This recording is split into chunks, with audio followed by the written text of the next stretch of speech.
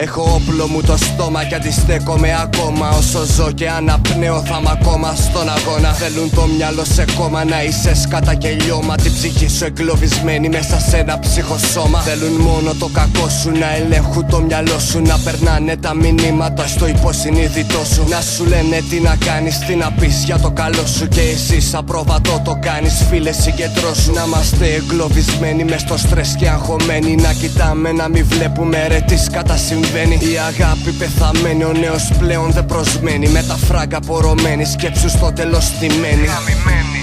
Ψυχολογία και θυμίσου σε πόσα χιλιόμετρα κείμενεται όλη η ζωή σου. Είσαι ελεύθερος, ντροπή σου, αφού στη φορολογική έχουνε τη τιμή σου. Να ξυπνάς κάθε μέρα ίδια μέρα. Γιατί να μην λες ένα άγνωστο τι κάνεις καλημέρα. Κόλλη τους κι αδελφιά να τους κάνεις πλέον πέρα. Και αυτό γιατί για γκόμενα, για φράγκα κι όλα στον αέρα. Και σκέψου κατά πόσο ζεις σε μια δημοκρατία. 300 μαριονέτες και 300 αηδία.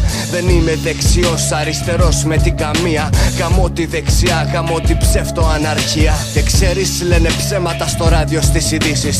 Σου τα λέω χύμα για να τα αντιμετωπίσεις. Και ξέρεις λένε ψέματα TV και εφημερίδες.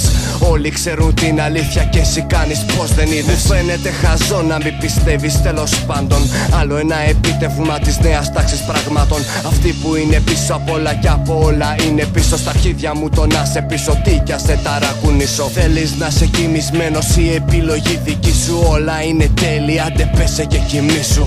Ένα πράγμα μόνο να θυμάσαι από μένα. Η ζωή είναι δική σου. If you feel bad, oh Lord, I bet you have.